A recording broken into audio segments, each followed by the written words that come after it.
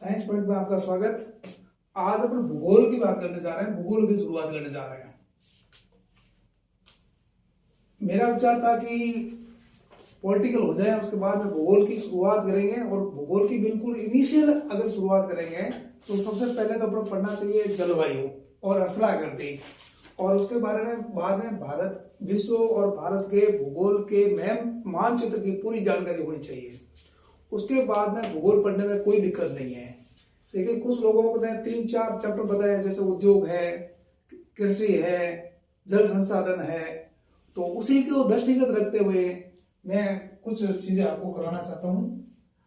आज अपन इस प्रकार से भूगोल को पढ़ेंगे ताकि आपको कुछ याद रखने की आवश्यकता ही नहीं पड़े। और वैसे भी तो भूगोल सबसे सिंपल सब्जेक्ट है, बशर्ते कि दूसरे सब्जेक्ट भी आपको आते हो। जैसे मैं एक क्वेश्चन आपको पूछूं कि उद्योगों की अवस्थिति को प्रभावित करने वाले कारक कौन कौन से हैं, जनसंख्या घनत्व को प्रभावित करने वाले कौन कौन से कारक हैं, या ऐसा पूछूं कृषि के विकास को या कृषि को प्रभावित करने वाले कौन कौन से कारक हैं, या ऐसा क्वेश्चन है कि सरकार ने 2022 तक किसानों की आय को दुगना करने का वायदा किया था, तो दुगना आय करने के लिए क्या प्रयास किए जाने चाहिए आपके विचार से। तो इन सभी जो क्वेश्चन है उनके आंसर एक ही होगा इसका लगभग, बस लिखने का तरीका है ना थोड़ा सा अटके होगा। आपको कुछ भी करना होने सबसे पहले कोई कारक, किन किन कारकों को प्रभावित करता है, जैसे उद्योग हो, जनसंख्या हो, कोई भी हो, तो सबसे महत्वपूर्ण जो कारक है उसका अपन लोग चर्चा करेंगे भौतिक कारक है। ठीक है, भौतिक कारक। और दूसरा जो सबसे महत्वपूर्ण जो कारक होगा बुनियादी ढांचा, इसको अपन अलग से पूरी तरीके से पढ़ेंगे। बुनियादी ढांचा या इसको इंफ्रास्ट्रक्चर बोलते हैं। क्या बोलते हैं? इंफ्रास्ट्रक्चर। इंग्लिश बोलते हैं इंफ्रास्ट्रक्चर। हिंदी के बहुत सारे आपके वर्ड है। इंफ्रास्ट्रक्चर बुनियादी ढांचा यानी अवसंरचना, इसका दूसरा नाम है अवसंरचना हिंदी में, और इसे आधारभूत ढांचा भी बोलते हैं, बहुत सारा बोलते हैं। यानी इंग्लिश में एक ही नाम है इंफ्रास्ट्रक्चर। ठीक है, इंफ्रास्ट्रक्चर को मैं 2 मिनट रुक के आपको बताता हूं। उससे पहले भौतिक कारक, भौतिक कारकों में सबसे महत्वपूर्ण होता है जलवायु। अब जलवायु होती क्या है, जलवायु के कारक कौन कौन से हैं। मालूम है, जनसंख्या की बात करूं तो जनसंख्या के वितरण को प्रभावित करने वाला सबसे महत्वपूर्ण कारक क्या है आपका? जलवायु है। दूसरे भी कारक है, ऐसा नहीं है, ठीक है ना, दूसरे भी कारक है, लेकिन जलवायु सबसे महत्वपूर्ण फैक्टर है। जैसे एक क्वेश्चन है कि विश्व के 10% भाग में 90% लोग रहते हैं, कितने? 90%। और 90% भाग में कितने लोग रहते हैं? 90% भाग में कितने परसेंट लोग रहते हैं? आपके 10%। क्यों भाई? ठीक है, इसमें जलवायु बहुत महत्वपूर्ण फैक्टर है। और इसके बाद में है आपके धरातल यानी ऊंचा उच्च। आप लोगों ने पढ़ा होगा कि विश्व में 500 धरातल से ऊंचाई है, ऊंचाई मान है समुद्र तल से, तो 0 से लगा करके समुद्र तल से 500 मीटर की ऊंचाई पर लगभग 85 से 80% जनसंख्या रहती है। इसके क्या कारण है? ठीक है, देखिए, जहां ऊंचाई अधिक होगी वहां दुर्गमता ज्यादा होगी, और जीने की भौतिक जो परिस्थितियां हैं विपरीत हो गई, जनसंख्या वहां कम रहेगी। जहां जनसंख्या कम रहेगी तो उद्योगों के विकास के, कृषि के विकास की संभावना अधिक कम हो जाएगी। ठीक है, नहीं समझ के बात को? नहीं। अब आप लोग देखेंगे, अब जनसंख्या का पढ़ेंगे आगे बढ़े, थोड़ा सा इसको अलग से देखता हूं मैं। इसके बाद में अपन लोग देखते हैं समुद्र तल से ऊंचाई बता दिया। जलवायु के महत्वपूर्ण कारक कौन कौन से? जलवायु कहते हैं किसको? एक मौसम होता है, और मौसम और जलवायु में क्या अंतर है? यानी जलवायु और मौसम है, दोनों ही फंक्शन होते हैं किसके? फलन होते हैं किसके? टेम्परेचर के और प्रेशर के और ह्यूमिडिटी के, किसी क्षेत्र विशेष में टाइम विशेष पर। ठीक है ना। मौसम क्या होता है? किसी क्षेत्र विशेष की ताप, दाब और आर्द्रता की अल्पकालिक अभिव्यक्ति को क्या बोलते हैं? अपना मौसम बोलते हैं। विशेष 24 घंटे की जो स्थिति है उसको है। जलवायु क्या होती है? दीर्घकालीन अवस्था का सूचक होता है, और सामान्यतः 31-32 साल की मौसम का अध्ययन करते हैं और उसके आधार पर जलवायु का निर्धारण करते हैं। मान लो कोई ऐसा क्षेत्र है जहां की जलवायु बहुत विषम है, विषम मतलब क्या होता है? बहुत जटिल है, जैसे आपने सुना होगा अंटार्कटिका महाद्वीप है, वहां जनसंख्या बहुत ही रहती ही नहीं है। यहाँ के अध्ययन दल भले ही जाए वहां पर, क्यों नहीं रहती है? क्योंकि वहां का टेम्परेचर बहुत ही क्या कहते हैं 0 डिग्री सेंटीग्रेड से नीचे रहता है, रहना बहुत मुश्किल है ना। इसी प्रकार साइबेरिया वगैरह में तो जनजाति भी रहती है लेकिन बहुत कम रहती है और उसका जनसंख्या करो तो 1 से कम है ना। बहुत ऊंचे पहाड़ है वहां, क्या कहते हैं आपके माउंट एवरेस्ट है, वहां कौन रहता? कोई नहीं रहता है। हिमालय के ऊंचाई क्षेत्रों पर कोई नहीं रहता, ठीक है ना। तो ये जो कारक है जनसंख्या के जो कारक है ना, वो किसको प्रभावित करते हैं? उद्योग को प्रभावित करते हैं और कृषि को भी प्रभावित करते हैं, ठीक है। जैसे इसके बाद में आगे मृदा हो गई। अगर मृदा उपजाऊ है, ठीक है, मृदा कैसी है? उपजाऊ है, तो उसके भरण पोषण की क्षमता अधिक होगी, कृषि के विकास की संभावनाएं अधिक होगी, तो वहां पर लोग भी अधिक रहेंगे, ठीक है ना। उद्योगों की स्थापना भी वहां अधिक हो सकती है, ठीक है नहीं। उद्योग का ये, इसके बाद में आपका जल हुआ, ठीक है ना। ये सारे के सारे कारक है, भौतिक कारक आता है। लेकिन भौतिक कारकों में सबसे महत्वपूर्ण कारक कौन है? जलवायु, ठीक है। समुद्र तल से ऊंचाई, पता है आपको, है कि नहीं। और समुद्र तल से दूरी, समुद्र तल से जो स्थान जितना दूर होगा ना उतना ही गर्म होगा गर्मियों में, और सर्दियों को उतना ही ठंडा होगा, है। या बहुत ज्यादा दूरी है, मतलब क्या था समुद्र तट से, जैसे साइबेरिया वगैरह गई, वहां और विषम परिस्थितियां हो गई कि नहीं हो गई, ठीक है ना। इसलिए कहते हैं कि विश्व के अधिकांश जो जनसंख्या है समुद्र तट के आसपास रहती है, ठीक है ना। क्यों रहती है? उसका कारण है, अपन पढ़ेंगे। आप विश्व का मैप उठा के देख लीजिएगा, जहां जहां चावल का उत्पादन अधिक, ठीक है, वहां वहां जनसंख्या घनत्व तो अधिक है। क्या बुनियादी ढांचे को मैं छोड़ रहा हूं, बुनियादी ढांचे को बाद में पढ़ेंगे अपन, ठीक है। पहले इसी को मैं कुछ चीजें आपको बताना चाहता हूं इससे रिलेटेड। 2 दिन में वैसे यही बताऊंगा, उसके बाद में चैप्टर कराऊंगा। 2 दिन में आपका सब कुछ हो जाएगा, इसमें कुछ है ही नहीं है, ठीक है ना। चावल जहां जहां उत्पादन है, चावल का जहां जहां उत्पादन होता है वहां जनसंख्या का घनत्व तो सबसे अधिक है। मुझे तुम आप ये बताओ कि भारत के किस राज्य का जनसंख्या घनत्व तो अधिक है? अधिक बिहार है, बंगाल है, केरल है, अधिक जनसंख्या घनत्व थोड़ा है ना। आपको मालूम है चावल के उत्पादन प्रथम स्थान कौन से आपके राज्य का? पश्चिम बंगाल का। वहां सालों भर चावल की खेती होती है कि नहीं होती है?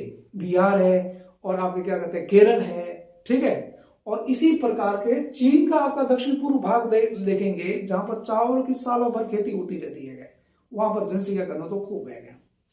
आप बांग्लादेश है, आपके सार्क जो देश है, दक्षिणी एशियाई जो भी देश है ना, इसमें सबसे अधिक जनसंख्या घनत्व तो किसका है? आपका बांग्लादेश का है कि नहीं? और बांग्लादेश एक बहुत बड़ा उत्पादक है किसका? चावल का। और एशिया की लगभग, विश्व की जनसंख्या लगभग 8 करोड़ से ज्यादा है। थोड़े दिन पहले ही आपने पढ़ा होगा, रिपोर्ट आई है कि 8 करोड़ लोग हो चुके हैं, ठीक है ना।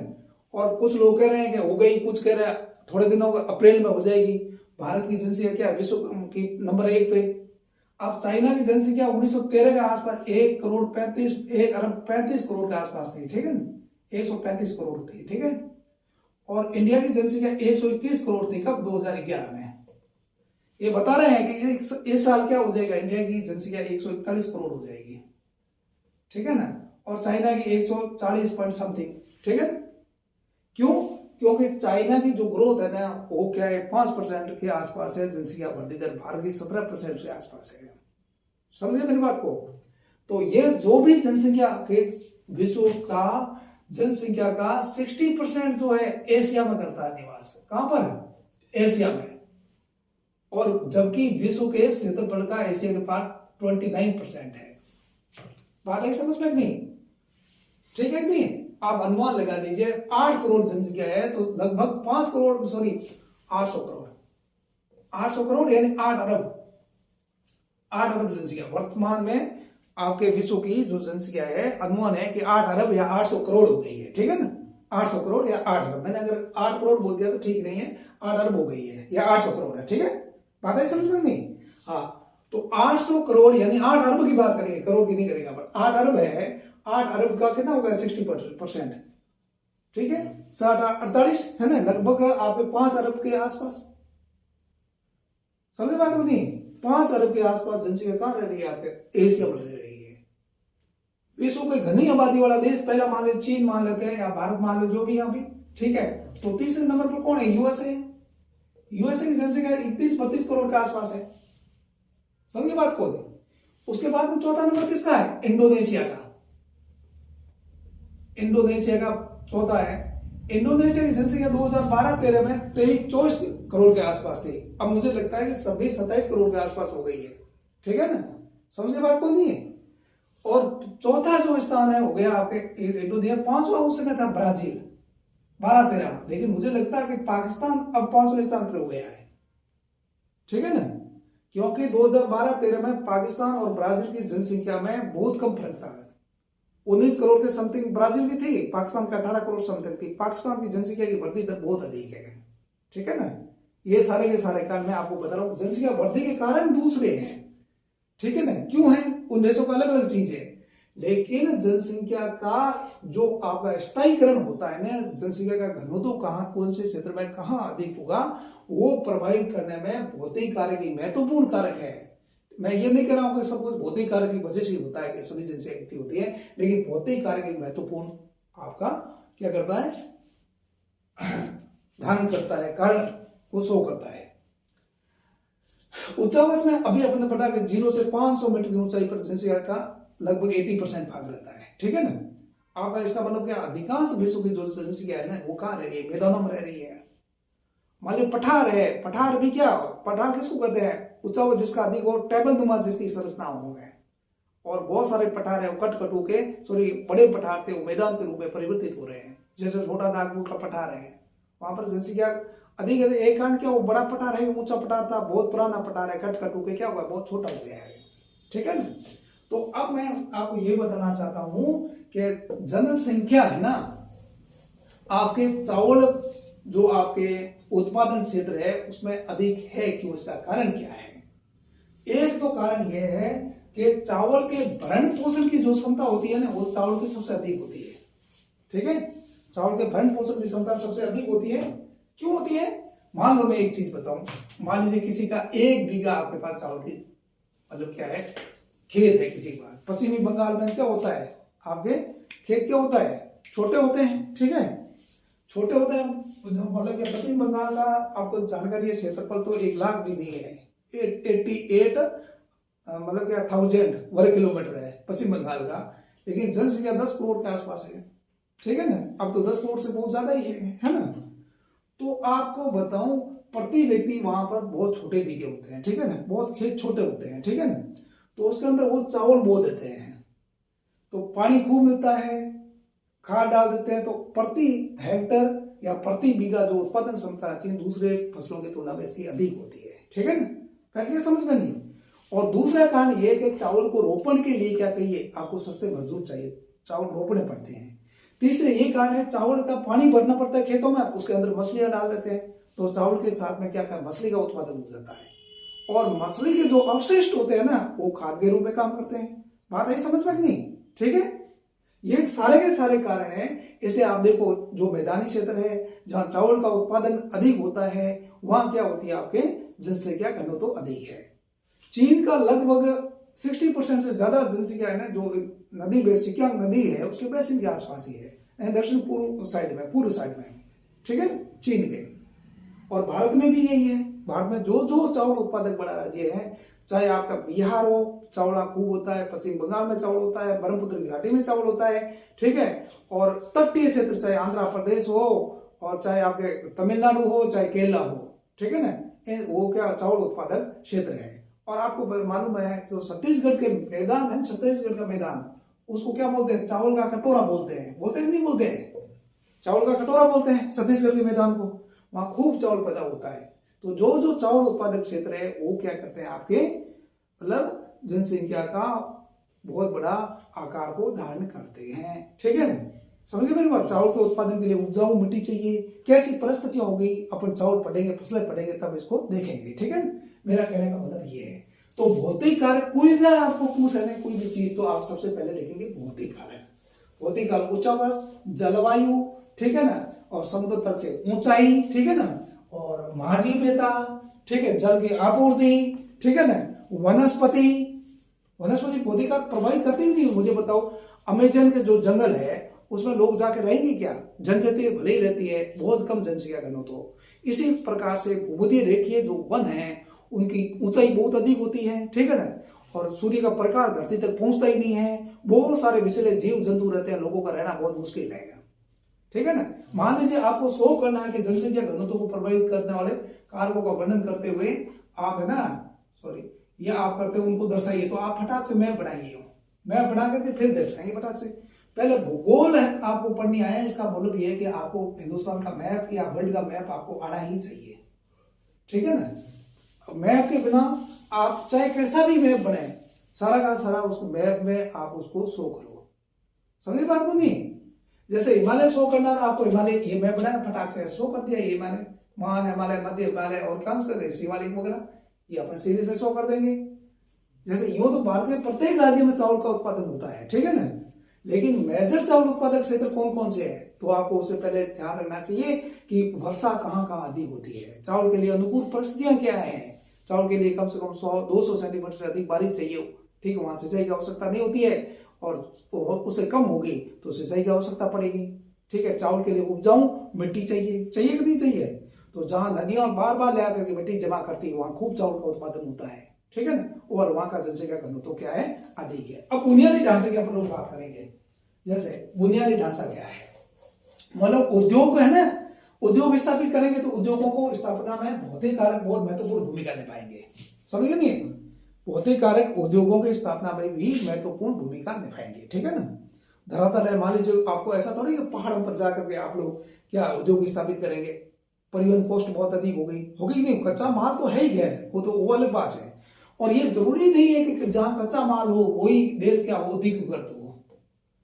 आपको मालूम है जापान में तो कोई कच्चा माल मिलता ही नहीं है ना, फिर भी जापान क्या विश्व के सबसे औद्योगिक देशों में से एक है कि नहीं। सब बाहर से क्या करते हैं, कच्चे माल को मंगवाते हैं।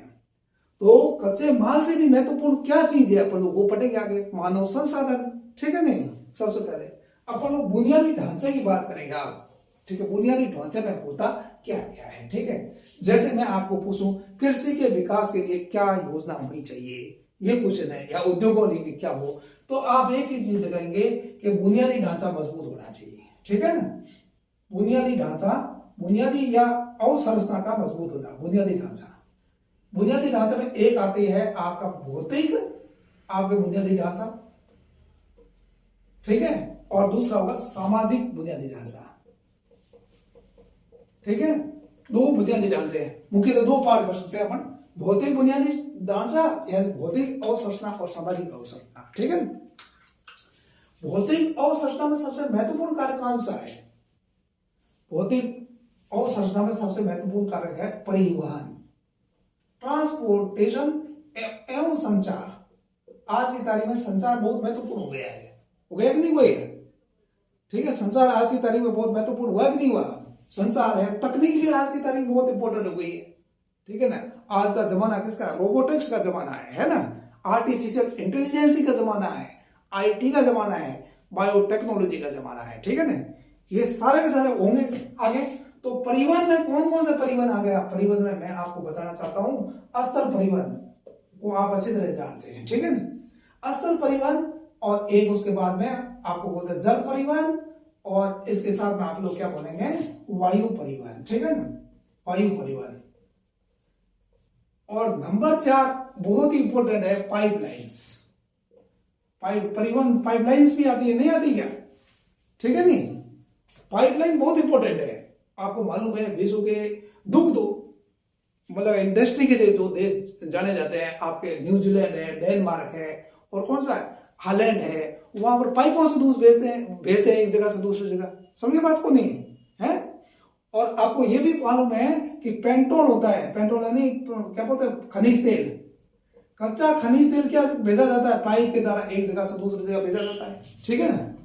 फिर एक पाइपलाइन दूसरी और बिछाई जाती है साथ में, वो क्या करें, उसको रिफाइन किया जाता है, तेल को रिफाइन करके वापस भेजा जाता है कहां पर, उन देशों को। अभी आपने पढ़ा कि नहीं पढ़ा, अपन देश रूस से अपने पास कच्चा तेल आता है, उसको भारत रिफाइन करता है और अमेरिका को भी भेजता है, बाकी देशों को भी भेजता है।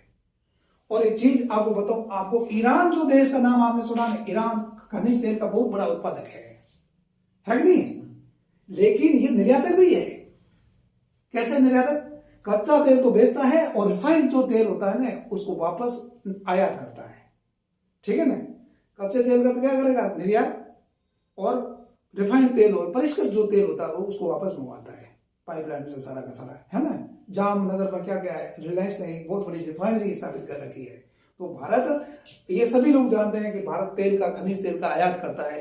अपने आयात की आवश्यकता का 80% भाग कहाँ से, आपके आयात से पूर्ति करता है। लेकिन ये भी बहुत कम लोगों को जो होना चाहिए कि आपका लाखों हजारों करोड़ रुपयों का भारत क्या करता है, रिफाइंड तेल को निर्यात भी करता है।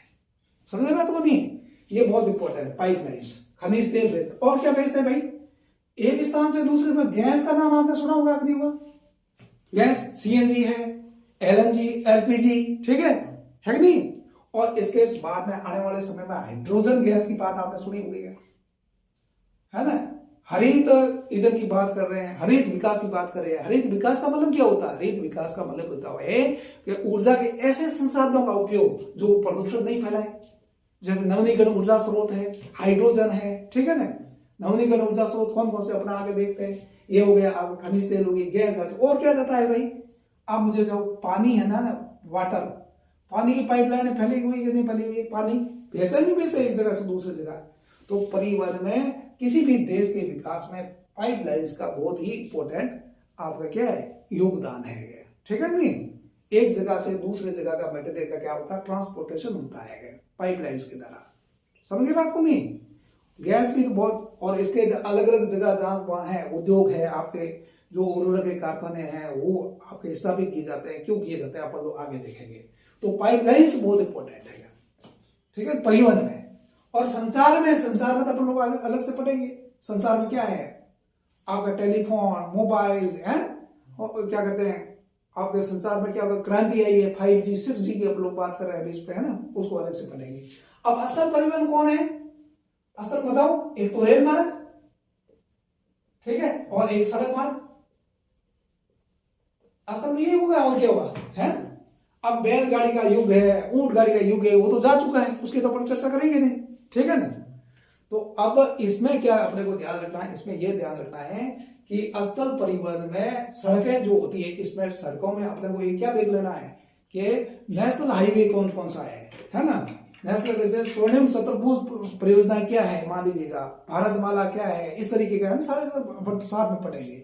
मान लो आपको क्वेश्चन आया स्वर्णिम शतरभुज परियोजना क्या है, तो लोग फालतू का लिखते रहते हैं। फटाक से मैप बनाया, और मैप बना करके आपको क्या करना चाहिए, ये आपका मेगा जो सिटी है, 4 मेगा सिटी आपके, ये आप क्या बोलते हैं, दिल्ली, चेन्नई और आप कोलकाता को मिलाना हमारा, ये स्वर्णिम शतरभुज हो गया है।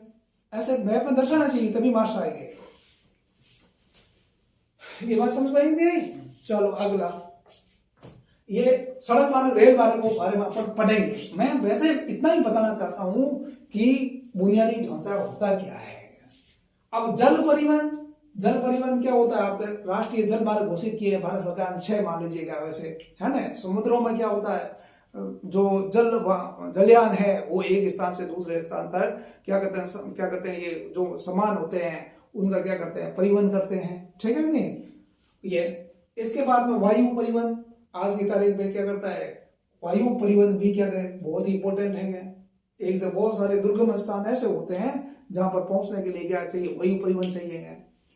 और जो देश, जिस देश में प्रति व्यक्ति आय ज्यादा बढ़ जाती है, वहां तो वायु परिवहन जरूरी है, क्योंकि आपके क्या है, टाइम का वहां पर कीमत होता है। ये हो गई आपके सारे की सारी बात। और पाइपलाइंस आपको बता दी। अब ये समस्या बहुत सारी होती है, समस्या को अपन देखेंगे। तो अपने को क्या लिखना चाहिए कि आधारभूत ढांचा है वो क्या होना चाहिए, एक तो गुणवत्ता युक्त होना चाहिए, गुणवत्ता युक्त होना चाहिए, क्या होना चाहिए, गुणवत्ता युक्त होना चाहिए। और दूसरा पर्याप्त होना चाहिए, ठीक है ना। और भारत में जब भी कोई पूछते हैं, कोई समस्या होती है, तो अपने एक चीज लिखते हैं, भैया आधारभूत ढांचा कमजोर है, ठीक है।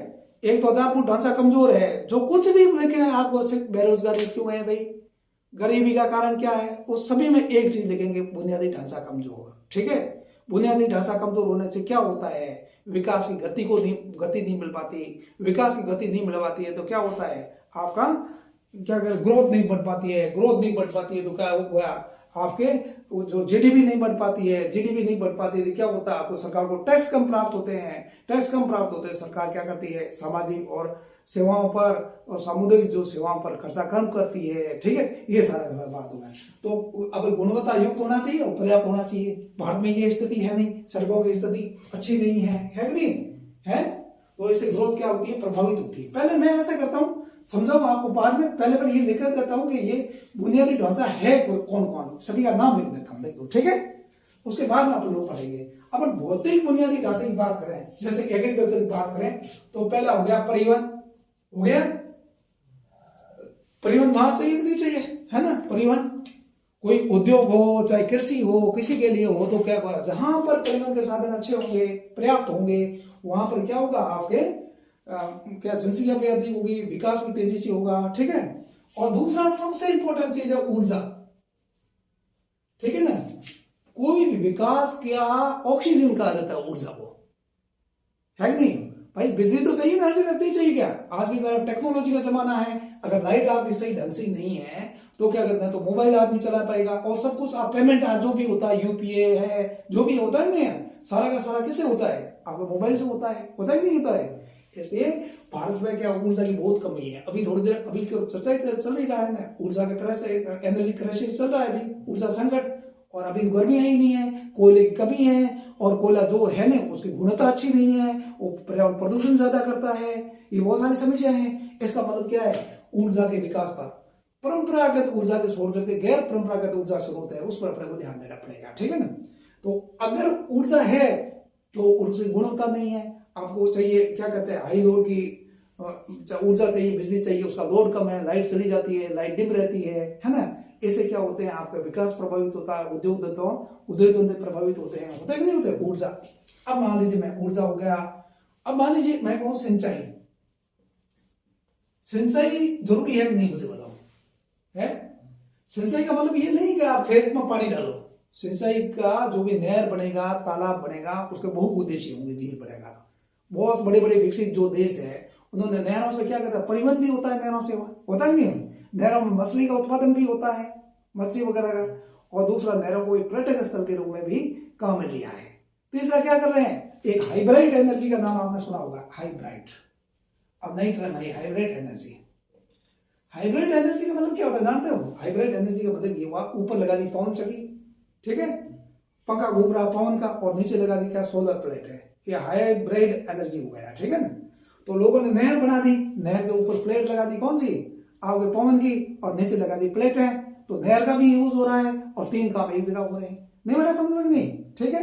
आप मुझे बताइए, ये सब मान लो कोई किसान है, उसको खेती करनी है तो आपको ऊर्जा देनी, बिजली देनी पड़ेगी, बिजली नहीं दोगे तो आपको, किसान की बात करता हूँ, एग्रीकल्चर के विकास के लिए अपने क्या करना चाहिए, तो क्या परिवहन का साधन, ऊर्जा होनी चाहिए, परिवहन होना चाहिए, किसान को बिजली मिलनी चाहिए। बिजली नहीं मिलेगी तो पानी कैसे निकालेगा, मान लो कुआं से पानी सिंचाई होती है, पानी नहीं निकाल पाएगा, पानी में कृषि का उत्पादन घट जाएगा, उत्पादन घटाएगा, ग्रोथ घट जाएगी, किसान की आय कम हो जाएगी, आय कम हो जाएगी, क्या होगा, बाजार में मांग कम हो जाएगी, मांग कम हो जाएगी, क्या हो जाएगा, कम हो जाएगी, उद्योग की ग्रोथ रेट अपने आप कम हो जाएगी, नहीं हो जाएगी, ये चलता रहता है। सिंचाई हो गई, सिंचाई से काम कुछ नहीं होता है। अगर किसान को कैसे देना चाहिए, उन्नत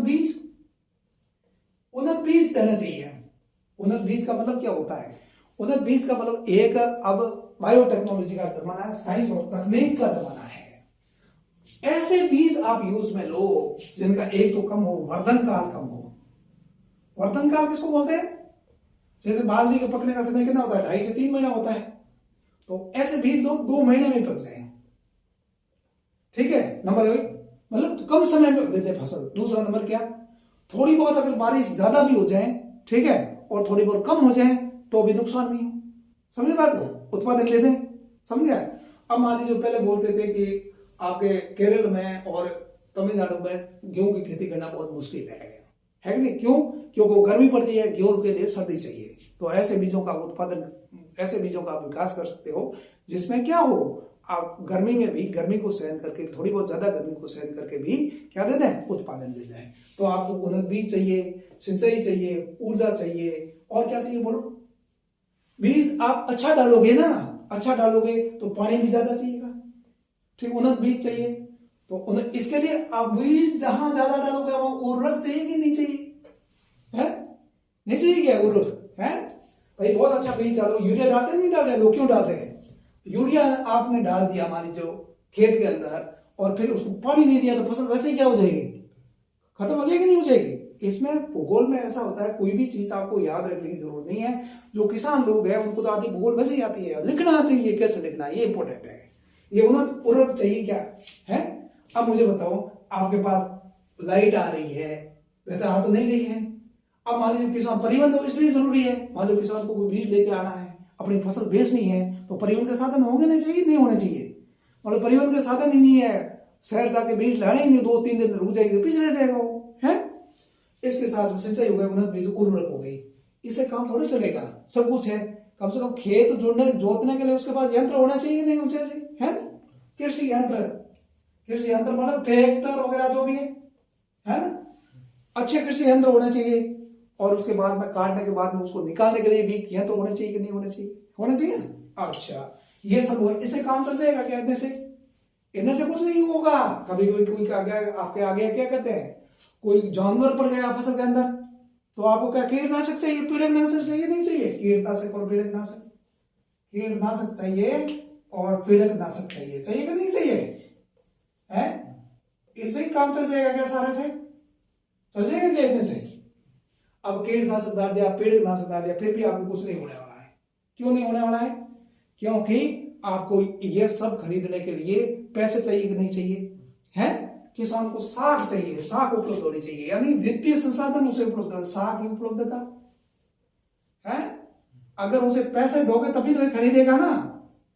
अब मुझे आप ये बताओ, आपने उसे परिवहन के साधन उपलब्ध करा दिए, ऊर्जा उपलब्ध करा दी, सिंचाई उपलब्ध करा दी, उन्नत बीज दे दिए, उर्वरक दे दिए, कृषि यंत्र दे दिए, कीटनाशक दे दिए, पीड़कनाशक दे दिए। ये सब किसान को या तो सरकार उपलब्ध कराए या किसान को पर्याप्त मूल्य दे, ठीक है ना, ताकि किसान अपने खरीदने की स्थिति में हो। आपने ये सब कर दिया, उत्पादन हो गया, और उत्पादन होने के बाद में आप अगर उसका मान लीजिए किसान ने बहुत ज्यादा उत्पादन कर दिया, बाजरे का उत्पादन 100 कुंटल कर दिया, और पता पड़ा जब 100 कुंटल बाजरी हुई तो 1000 रुपये भी एक कुंटल का देने के लिए कोई व्यक्ति तैयार नहीं है, तो दोबारा वो बाजरी बोएगा क्या। तो किसान को क्या मिलना चाहिए, उचित मूल्य मिलना चाहिए, नहीं उचित मूल्य, यानी बाजार की सुविधा, बाजार उपलब्ध होना चाहिए। ये उद्योगों के लिए भी यही होगा, बाजार उपलब्ध होना। कोई भी मान लो कुटीर उद्योग है, लघु उद्योग है, वो बेचारा किसी ने कोई उत्पादन कर दिया तो उसको खरीदने वाला कोई होना चाहिए, नहीं होना चाहिए। खरीदने वाला नहीं होगा तो कौन करेगा बीच में, समझ की बात को नहीं है। तो वित्तीय संसाधन होना चाहिए, आपको साख की उपलब्धता होना चाहिए, उचित मूल्य उसको मिलना चाहिए, बाजार की सुविधा होना चाहिए।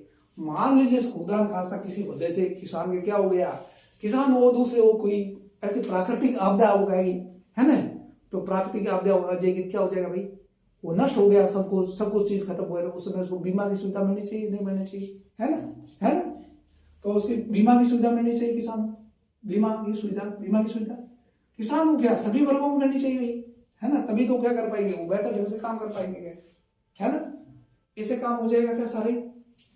अब मुझे उचित मूल्य चाहिए, उसे बाजार चाहिए, ठीक है। अब मुझे ये चाहिए, रखने के लिए संसाधन होना चाहिए, नहीं होना चाहिए, ठीक है। वेयर हाउस को क्या बोलते हैं, मतलब बहुत ज्यादा उत्पादन हो गया, मान लीजिए अपना वेयर हाउस है, और उसका मतलब बहुत ज्यादा गेहूं का उत्पादन हो गया, किसी फसल का उत्पादन हो गया, तो उसको रखने के लिए बड़े बड़े गोदाम चाहिए, नहीं चाहिए गोदाम। और बहुत सारी फसलें ऐसी होती है, बहुत सारी चीजें ऐसी होती है जिसमें क्या करना है, वो जल्दी खराब हो जाती है, तो उसके लिए स्टोरेज की सुविधा चाहिए कि नहीं चाहिए, स्टोरेज की सुविधा है, स्टोरेज की सुविधा चाहिए कि नहीं चाहिए, स्टोर कर सके, माने शीत ग्रह, है ना, टेम्परेचर कम हो, ह्यूमिडिटी कम कर दी जाए, ताकि वो क्या करें आपके, ये सारा का सारा क्या नहीं करें, उसको खराब नहीं हो जल्दी, है ना। अब मुझे एक चीज, इतने से कुछ नहीं होगा, ये सब है, लेकिन एक प्रशिक्षण जरूरी है, वो है कि नहीं भाई। कोई भी उद्योग है, एक इन सभी का यूज कौन करेगा, मानव करेगा, कौन करेगा, तो मानव संसाधन, कुशल मानव संसाधन का विकास होना चाहिए। मानव संसाधन किसे कहते हैं, मुझे एक चीज बताओ, संसाधन किसे कहते हैं, संसाधन के उसे कहते हैं जिसका उपयोग किया जा सके, कोई भी चीज का उपयोग किया जा सकता है, उसको अपन संसाधन कहते हैं। दूसरी चीज ये, उसको अगर परिष्कृत करें कोई चीज को और परिमार्जित करें तो उसका मूल्यवर्धन हो, दो चीज होनी चाहिए, मूल्यवर्धन होना चाहिए। कुछ साल पहले, आज से 100 साल पहले अपने पाउंड की कोई उपयोगिता नहीं थी, ठीक नहीं थी, पाउंड को छोड़ो, अपने कोई चीज मान लीजिएगा ये भूसा वगैरह है जो होता है ना बायोमास, इसकी कोई उपयोगिता नहीं थी, यूं डाल देते खाद के रूप में भले ही उपयोग हो जाए। या पवन को ले लो, सौर ऊर्जा को ले लो, ठीक है, या आपको ताप ऊर्जा को ले लो, किसी कोई उपयोगिता नहीं थी। लेकिन जब पवन को ऊर्जा के रूप में परिवर्तित किया गया तो ये एक मानव के लिए संसाधन बन गया। तो इन सभी का यूज कौन करेगा? मानव करेगा। जिसे आपका, इसलिए कुशल मानव संसाधन का विकास होना चाहिए। कुशल मानव संसाधन का मतलब क्या? वो ट्रेंड होना चाहिए, प्रशिक्षित होना चाहिए नहीं है, उसको ट्रेनिंग मिलनी चाहिए, स्केल होनी चाहिए। कौशल विकास पे इसलिए सरकार ध्यान दे रही है। कौशल विकास पे किसानों को क्या करना चाहिए भाई? कौशल विकास किसानों को बताना चाहिए, ऐसे आप लोग खेती करोगे तो ऐसा फायदा होगा, है। कौशल विकास पे ध्यान देना चाहिए। समझ गए मेरी बात को? नहीं, प्रशिक्षण देना चाहिए उसे। तकनीक सरकार ने किया नेशनल एग्रीकल्चर मार्केट, बोलो इलेक्ट्रॉनिक मंडियों को सभी को जोड़ा है, ठीक है। तो क्या किसानों को भाव का पता पड़ जाता है, किसानों को बाजार से जोड़ा है, मंडियों से जोड़ा है, जाकर के किसान क्या करे? आपका उचित मूल्य प्राप्त करेंगे, ठीक है ना। और इसके साथ में क्या जरूरी है? आपको मृदा का स्वास्थ्य परीक्षण। मृदा का स्वास्थ्य परीक्षण का मतलब क्या हुआ? मृदा का स्वास्थ्य परीक्षण का मतलब यह, कौन सी, पहले मिट्टी को चेक करो भाई, उसमें कौन से तत्वों की कमी है। मान लीजिए यूरिया की कमी है ही, नाइट्रोजन की कमी है ही नहीं, आप नाइट्रोजन उसमें डाल रहे हो। फॉस्फोरस की कमी है ही नहीं, फॉस्फोरस डाल रहे हो। चाहिए आपको कम मात्रा और आप बहुत ज्यादा डाल रहे हो। बढ़िया, समझ में नहीं? तो इस पर क्या करना है? आपको मृदा का स्वास्थ्य परीक्षण करना चाहिए। और रिसर्च यानी अनुसंधान संस्थान आपको स्थापित किए जाना चाहिए। कौन से? कृषि अनुसंधान संस्थान, या किसी के बारे में जो भी कृषि अनुसंधान संस्थान, और रिसर्च करें कि कृषि के उत्पादन को कैसे बढ़ाया जा सकता है, ठीक है ना। और हमारे देश में क्या है? मान लीजिए मैं एक चीज बताऊं, हमारे देश में सबसे बड़ी जो प्रॉब्लम है नहीं, आज कौशल युक्त मानव की कमी है। जैसे आपको बताऊं, जितना दक्षिण कोरिया का आदमी है जितना काम कर लेता है, जापान का आदमी जितना काम कर लेता है, उतना भारत के लोग काम नहीं कर पाते हैं। उसमें एक कारण जलवायु फैक्टर भी है। जहां की जलवायु क्या होगी? शीतोष्ण होगी, न ज्यादा गर्मी होगी न ज्यादा सर्दी होगी। एक तो वहां बीमारी कम फैलेगी और वहां का व्यक्ति काम ज्यादा कर सकता है। मतलब बहुत ज्यादा गर्मी पड़ेगी, लोग थोड़ी देर हांफने लग जाते हैं, काम कर ही नहीं पाते हैं। कर पाते हैं क्या? इसे सर्दी में ज्यादा काम कर लेते हैं, करते ही नहीं करते, गर्मी में काम होता ही नहीं है। ये एक बहुत बड़ी समस्या है, ठीक है नहीं है? इसलिए, और दूसरा, यहाँ कौशल विकास नहीं है, कार्य संस्कृति की कमी है, ठीक है। ये अपन लोग सारे ये अपन भौतिक आपका कौन सा आधारभूत ढांचा है उसकी अपन लोग परीक्षण किया था। अब मान लीजिए क्वेश्चन आया आपके एग्जाम में कि 2022 तक या आगे 2022 तो चले गया, क्वेश्चन आया आरएस में, इसलिए मैं आपको बता रहा हूं कि 2022 तक मतलब क्या कृषि की आमदनी दुगनी करने के लिए क्या प्रयास किए जाने चाहिए आपके विचार से। तो पहले कहेंगे बुनियादी ढांचे का विकास करें अच्छी तरह से, ठीक है ना। अग्र और पक्ष कड़ियों को मजबूत करें। अग्र और पक्ष कड़ी क्या होती है अपन लोग आगे पढ़ेंगे इसको भाई, ठीक है। ये बात आई समझ में नहीं, इसलिए कुछ याद करना ही नहीं है। अब मैं एक चीज आपको बताना चाहता हूं, सामाजिक आधारभूत ढांचे में क्या है अपन लोग आगे देखेंगे। एक तो है शिक्षा, ठीक है, एक है स्वास्थ्य, ठीक है, और एक है सैनिटेशन, स्वच्छता, ठीक है। मुख्यतः यही है। अब मुझे बताओ, आपको कोई आदमी स्वस्थ नहीं है तो ये काम बेहतर ढंग से कर पाएगा क्या? नहीं कर पाएगा ना तो कोई भी काम है, कम से कम स्वास्थ्य पहले जरूरी है कि नहीं? तो ये स्वास्थ्य जो बुनियादी ढांचा है वो मजबूत करना जरूरी है। स्वास्थ्य मजबूत ढांचा कैसे होगा? कोई दवाई देने से मजबूत थोड़ी होगा। स्वास्थ्य आधारभूत ढांचे को मजबूत करने के लिए आपको पोषण क्षमता बढ़ानी पड़ेगी, लोगों की आय को बढ़ानी पड़ेगी। आय बढ़ाएंगे तो लोग क्या करेंगे? अच्छा खाएंगे पिएंगे, है ना, तो उनका स्वास्थ्य अच्छा रहेगा कि नहीं रहेगा, है। अब मुझे एक चीज बताओ, इसके बावजूद क्या है, मान लीजिएगा बिल्कुल साफ सुथरी जगह रखेंगे, है ना, सफाई का ध्यान रखेंगे, बीमारियां वगैरह कम फैलेगी, लोग बीमार कम पड़ेंगे नहीं पड़ेंगे, हैं।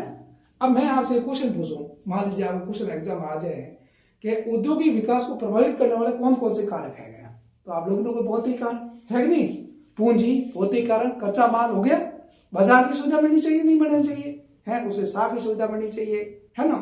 इसके साथ में क्या बनना चाहिए? उसे आपके मतलब क्या है, बीमा की सुविधा मिलनी चाहिए, है ना। इसके साथ में और कारक है सामाजिक कारक, राजनीतिक कारक, ठीक है, और आर्थिक कारक। ये अपन पढ़ेंगे तो आगे पढ़ेंगे, आगे इन सभी को अपन 2-3 दिन पढ़ेंगे, फिर 4-5 क्वेश्चन करेंगे, जो भी चैप्टर है एक साथ, और उसके बाद में प्रत्येक चैप्टर को देखेंगे, आपको कुछ याद करने की जरूरत नहीं, फटाफट आपकी सारी चीज याद हो जाएगी।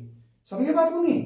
ये ध्यान रखना आपको। मैं एक चीज बताऊं, कोई भी विकास हो, विकास के लिए क्या आवश्यक है, आप मुझे बताओ। विकास के लिए आवश्यक शर्त क्या है? सबसे महत्वपूर्ण आवश्यक विकास के लिए आवश्यक शर्त क्या है? बोलो, आवश्यक शर्त क्या? बोलो, कोई भी विकास हो उसके लिए आवश्यक शर्त क्या है? क्या आप बोलेंगे कच्चा माल चाहिए, होना चाहिए, आप बोलेंगे पूंजी होनी चाहिए, आप बोलेंगे ये होना चाहिए। एक सबसे इंपॉर्टेंट चीज और है जो मैंने मानव संसाधन की बात की है। मानव संसाधन में कुशल श्रम, ठीक है, एक अनुशासन, कार्य संस्कृति होनी चाहिए।